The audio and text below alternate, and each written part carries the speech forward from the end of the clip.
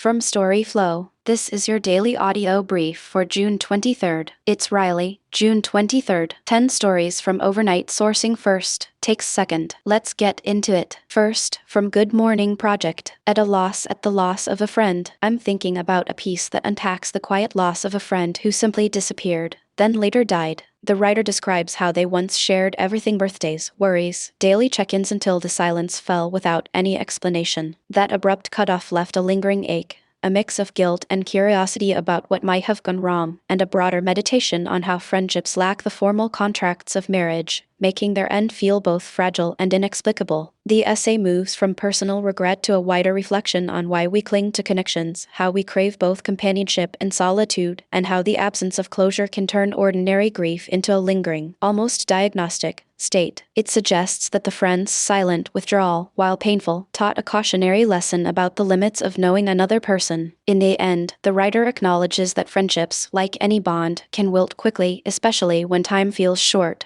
They resolve to keep reaching out, aware that each new connection carries both the hope of intimacy and the risk of inevitable loss. Next, second, from News Not Noise. Trump declares war on algae. For daily news updates and analysis, be sure to follow us on Instagram. If you are able to support independent journalism, please make a tax-deductible donation to News Not Noise here. Alan Greenspan died today at 100. For younger readers, he ran the Federal Reserve for nearly 2 decades, and Washington treated him as an oracle, the man whose every syllable could move markets. He was also famous for being incomprehensible on purpose. "If I seem unduly clear to you," he once joked, "you must have misunderstood what I said." His death brought back a conversation I had on Capitol Hill in early 2009, the worst stretch of the Great Recession and 3 years after Greenspan left the Fed. Congress was scrambling to keep the economy from going over the cliff. A longtime congressman, smart, moderate, not prone to drama, told me Greenspan's mystique wasn't incidental to the collapse. "Here's why." He said that for decades, Greenspan would come before Congress, assess the state of the economy, and explain Fed policy in riddles, and walk out unchallenged. Lawmakers wouldn't question him because they didn't want to look stupid or admit they had no idea what Greenspan had just said. The congressman told me we might not be in such a mess if members had started early on asking Greenspan, "Sir, please explain what you mean and what safeguards are in place to protect us from the worst outcome." Those in power can insulate themselves by making their work sound more complicated than it is, so the hard questions went unasked. The deference compounded year after year, behind policies that helped steer the financial system into a wall. It was true of finance then. It is true of tech and AI now. It's why I started News Not Noise. Almost everything that matters can be said in plain English, as long as someone is willing to ask the supposedly stupid question. In this newsletter, The National Guard versus Photosynthesis, Jeff Bezos helps out a powerful friend. Tucker breaks up with the GOP. Britain seeks a new prime minister. Colombia got the strawman starter kit. And global superstar Olivia Rodrigo announces a new festival with a charitable twist. "We're trying to find the guy who did this." The National Guard and Park Police are patrolling the reflecting pool. Without evidence, Trump is blaming vandals for the pool's sorry state. The likelier culprits are heat and photosynthesis, which may prove harder to prosecute. Trump accused sick, deranged people of cutting a 300-foot-long gash in the pool's liner. Washington Post reporters said they could find no evidence of that and illegally placing destructive chemicals in the water. Government workers, however, poured gallons of bleach into the pool shortly before its lining began to peel. At least 5 people have been arrested for allegedly vandalizing the pool. One, 67-year-old Olympic medalist David Hearn, was detained and charged with destroying government property for touching an already detached bit of coating. It's unclear how this either destroyed federal property or contributed to the algae bloom plaguing the pool. Scientists say Trump's $16 million renovation may have disturbed the pool's ecosystem. His decision to repaint the surface in a darker American flag blue may also be a factor. Darker surfaces absorb more heat and warm the water, potentially feeding the unusually large algae bloom. This administration's most formidable opponent may be basic biology, hallucination. This next item is from the increasingly crowded files of media consolidation and tech billionaires quietly gaining editorial control over their own mythology. Amazon MGM Studios abruptly dropped a movie about Sam Altman's firing and rehiring at OpenAI just months after Amazon announced a $50 billion investment in OpenAI. The film, Artificial, was directed by Luca Guadagnino and stars Andrew Garfield as Altman. Its portrait of Altman is reportedly unflattering. Amazon Studios did not tie its decision to the investment, but the conflict is hard to miss. Coercion attempt. A federal judge blocked the Trump administration's subpoenas of Minnesota leaders, including Gov. Tim Walz, who resisted ICE raids earlier this year. The judge slammed the administration for failing to identify a single plausible investigatory justification for the subpoenas, which he wrote were intended to coerce officials into helping with immigration enforcement and to harass and retaliate against them for failing to do so. Mar here. The PM is gone. Long live the PM. UK Prime Minister Keir Starmer announced he will resign after months of pressure. He said he'll oversee what he hopes is a smooth transition to the country's 7th Prime Minister in a decade. The likely successor is Andy Burnham, the former mayor of Greater Manchester. Up next, third, from Future Doctrina. Fast following military adaptation and the war in Ukraine Part 2. The piece points out that fast following copying and improving an opponent's tech or tactics has become a core habit of modern militaries, and the Ukraine war shows it in real time. Since Russia's full-scale invasion in February 2022, both sides have been swapping ideas at a speed that used to take months or years, now shrinking to weeks or even days thanks to cheap sensors, open-source intel and commercial drones. Russia's biggest copy move was taking the Iranian Shahd 136 drone, rebranding it as the Jaran 2, cranking out tens of thousands, then tweaking the design with faster, jet-powered versions. It also lifted Ukraine's mobile air defense groups, mimicking the organization and tactics to blunt Ukrainian drone attacks, eventually outproducing Kyiv's early lead. Ukraine, on the other hand, turned a fast follower on its own. After Russia rolled out fiber-optic first-person view drones in the Kursk area in August 2024, Kyiv's tech community scrambled to field similar systems, closing the gap in a matter of weeks. The takeaway is that fast following isn't a stopgap.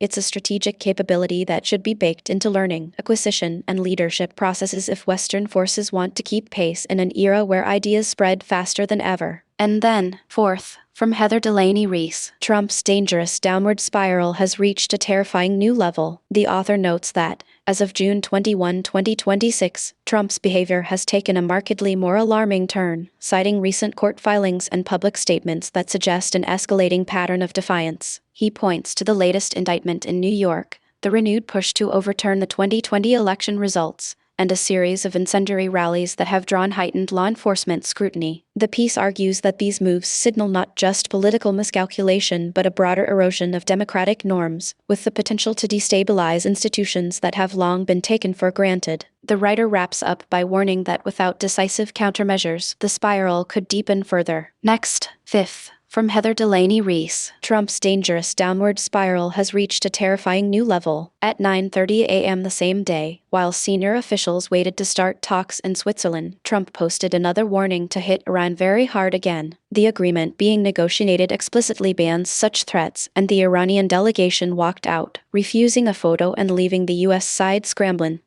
Trump spent Father's Day at Camp David, posting aggressive threats about Iran on social media and in a phone interview. He warned that if Iran closed the Strait of Hormuz, the U.S. would blow the sh*t out of them, and later called the recent peace agreement just an option he could ignore. Observers note the president's statements flip-flopped within hours, suggesting a loss of control over the conflict. Senators and other leaders have voiced concern that the administration's mixed messages are undermining the diplomatic process and inflaming tensions. Meanwhile, domestic pressures mount. Student loan defaults have risen sharply and gas prices are up about 40% since the war began, even as the president claims the economy is at its best. The fallout points to a widening gap between rhetoric and reality. Up next, 6. From Heather Delaney Rees, Trump loyalists are jumping off the sinking ship. Last Thursday, one of the loudest voices in American right-wing media sat down for an interview on a little-known political podcast in Canada and said something that would have been unthinkable not long ago. Almost nobody noticed. The conversation came and went without headlines, outrage, and without much attention at all. It sat there for 4 days, buried beneath the endless chaos and manufactured crisis coming out of the Trump regime. Then this morning, the Associated Press picked it up, and within hours, Republicans, conservative media figures, and political operatives were scrambling to respond to what had been said,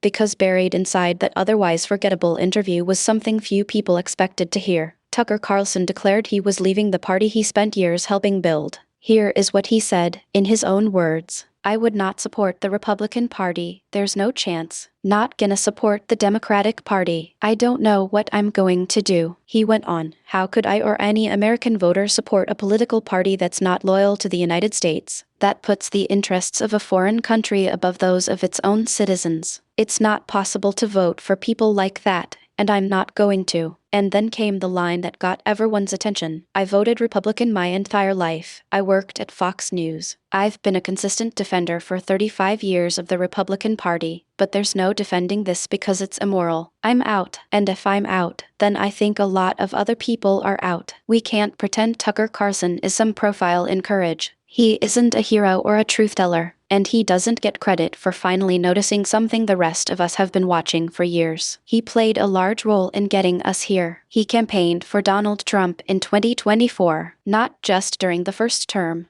when some could still claim ignorance about what Trump would become. Carlson endorsed him the second time around after the insurrection, the indictments, classified documents, fraud conviction, and after the jury found Trump liable for sexually abusing Jean Carroll. He knew exactly who Donald Trump was because the whole world knew by then, and he chose to stand next to him anyway. He did not just quietly vote for him. He used his platform to persuade millions of other Americans to do the same. And it goes deeper than that. During the Dominion Voting Systems lawsuit against Fox News, Carlson's own private text messages were released to the public. They showed us who he really was behind the camera. After January 6th, while he was still defending Trump on air every single night, he wrote privately to colleagues that he hated Trump passionately and called him demonic. He admitted, in writing, that the election fraud claims were baseless. We're all pretending we've got a lot to show for it, because admitting what a disaster it's been is too tough to digest, he wrote. But come on,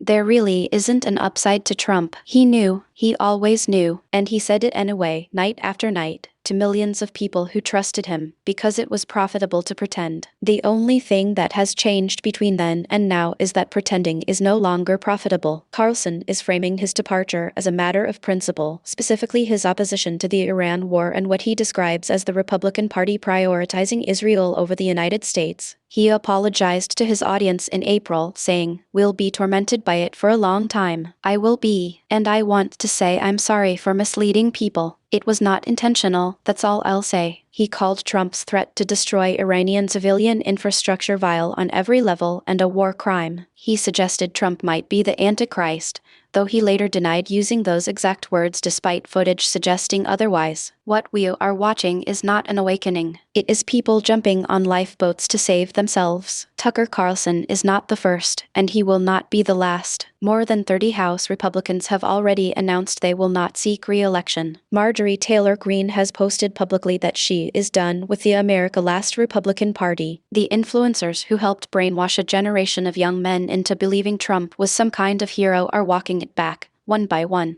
as the numbers turn against them. This is exactly what happens when authoritarian coalitions begin to fail. We have seen this pattern before. When Mussolini's own Grand Council of Fascism voted to remove him in July of 1943, it was not because those men had suddenly developed moral clarity about 20 years of fascism. It was because the war was being lost, and they wanted to survive what was coming. They had been complicit in everything. They had enabled the violence, the propaganda, the destruction of democratic institutions. And then, 7th, from HD Newsletters. WC Vibes, Messi, the highest scorer in Cup history. At this stage of his career, Lionel Messi's role on the football pitch has changed. No longer is he the long-haired, fleet-footed winger who ran down the right flank for Barcelona and Argentina, dodging tackles and wreaking havoc against opposition defenses. He's 38 years old now. He doesn't have the blistering pace he once possessed. He doesn't track back as much, and more often than not, he walks on the football pitch than run. But he's observing. He's studying plays, identifying patterns, looking for those brief moments where he could make a difference. And boy, can he make a difference. In the 38th minute of the World Cup match between Argentina and Austria at the Dallas Stadium, Messi was watching his teammates charge down the left flank as he slowly jogged forward, unmarked and unthreatening.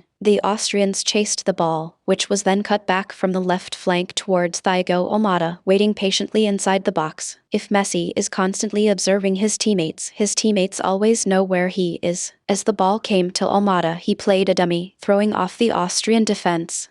Messi knew exactly where to be, a quick step forward and a perfectly placed side-footed shot into the back of the goal. Messi has scored these types of goals an uncountable number of times in his career, but for a man whose name has already been etched in footballing history, this strike gave him the new world record for most men's World Cup goals scored, tying him on 17 with Brazilian women's player, the great Marta. Also read, to start or not to start Ronaldo in the 90-plus 5th minute, he slammed home another to make the record his own. Sunday night's heroics made him only the third man to score in 6 consecutive World Cup games, after France's Just Fontaine in 1958 and Terzinho in 1970. If a weight was lifted off his shoulders at the World Cup triumph in Qatar, where he led Argentina to a third World Cup title, Messi is letting loose in North America. In their campaign opener against Algeria, the little magician from Rosario scored a hat-trick to bring him level with Miroslav Klose's record. Those 3 goals came on June 16, exactly 20 years after he scored his first World Cup goal in 2006. He has now scored each of the 5 goals Argentina has registered at the ongoing edition. Crucially, before the opening goal against Austria, he had an even easier chance to set the record, through a spot kick. Inexplicably, with a slow and short run-up, he hit it wide of the post. "He is human," said Martin Tyler in commentary. Then came the record.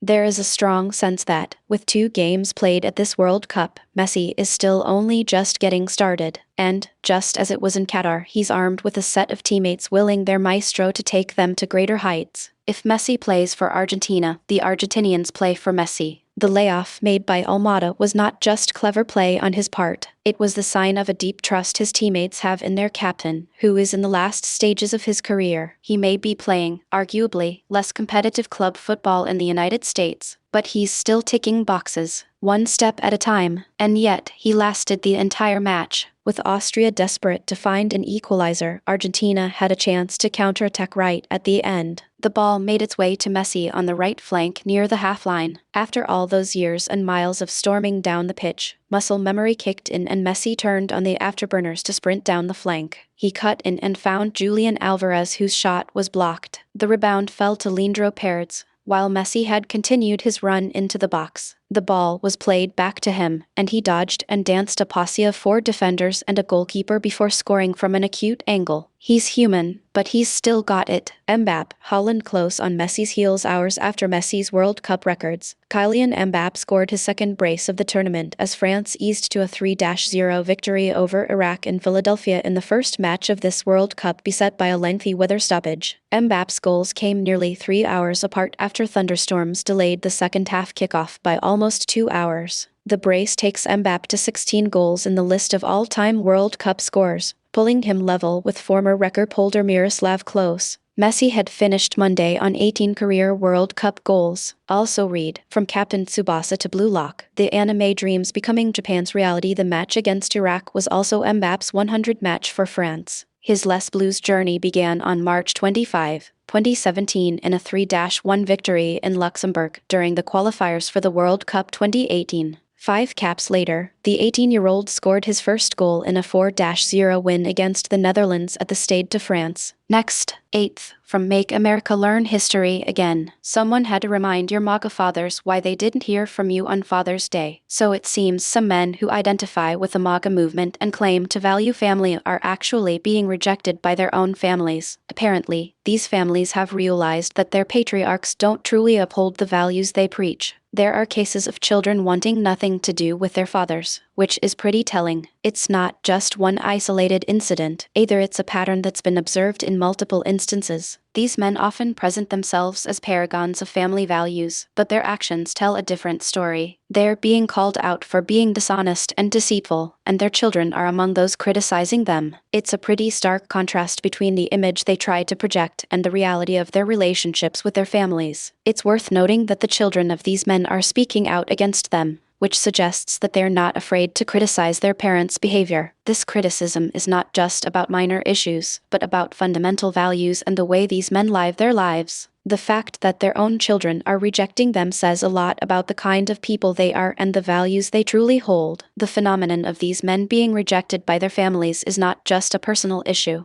but also a commentary on the values they claim to represent. It raises questions about the authenticity of their beliefs and the way they treat those around them. Ultimately, it seems that their actions have consequences, and those consequences are now being felt within their own families. Up next, ninth, from Philippa Perry, How to Live After Being Told You're Dying. A 53-year-old was diagnosed with pancreatic cancer after a screening program found a 15 mm tumor. They had surgery, a Whipple's procedure, which removed the tumor and part of their pancreas, and then underwent 6 months of chemotherapy. After being declared cancer-free, a second surveillance scan showed the cancer had returned, with a 30 mm mass in the surgical bed. The patient was told the disease was likely systemic and that the only option was chemotherapy to prolong life, with a median survival of 9 to 12 months. The patient started chemotherapy and began making plans for the end of their life, including stockpiling sleeping pills and writing letters to loved ones. However, they also sought a second opinion through private health insurance, which led to a review of their imaging by a professor at the Royal Marsden. The professor's team did not see any evidence of recurrent disease, and further scans confirmed this, leading to the chemotherapy being stopped. The patient is now trying to come to terms with the fact that they were misdiagnosed and are actually cancer-free. However, they are struggling to move on from the experience and are finding it hard to plan for the future. They are still experiencing emotional aftershocks from the 6 weeks they thought they were dying and are unsure how to process their emotions. They are seeking advice on how to move forward and deal with the trauma they experienced. And then, 10th, from Front Page Detectives. Gary Webb took on the CIA's cocaine scandal and lost his career, his reputation, and ultimately his life. On a cold December morning in 2004, a man who had once challenged one of the most powerful intelligence agencies on Earth lay dead in his own blood. He had suffered 2 gunshot wounds to the head. A .38 revolver rested nearby, and notes addressed to his family were left behind. The coroner ruled the death a suicide. Many who had followed Gary Webb's journey through the darker corners of American power never accepted that explanation completely, or at least never believed it answered every question. Webb had uncovered something that many considered both explosive and unforgivable. His reporting showed how U.S.-backed rebels, protected by the CIA during a covert war in Central America, were linked to cocaine networks that helped flood Los Angeles with drugs that would become crack. The epidemic devastated black communities while generating money for a guerrilla force Congress had tried to cut off. Webb never argued that the CIA created the crack epidemic or deliberately targeted neighborhoods from Langley. What he documented was something less dramatic, but perhaps more troubling. He described a system built on looking the other way, shielding valuable assets, and placing foreign policy goals above the damage done at home. The response followed a familiar pattern. One of the country's most respected newspapers after another turned its attention toward tearing apart the reporter rather than confronting what he had uncovered. His own editors eventually backed away. His career collapsed, and years of isolation followed. After his death, the story took on a life of its own. To some, Webb became a martyr who ventured too close to uncomfortable truths. To others, he stood as an example of a journalist who pushed beyond the evidence. Yet the broader picture reveals a far messier reality. It tells the story of a government willing to tolerate drug trafficking in pursuit of a war, and of a media establishment that often closed ranks around the official version of events. This is the story of how one reporter lit the fuse on one of America's dirtiest scandals and paid for it with almost everything he had. That's the day.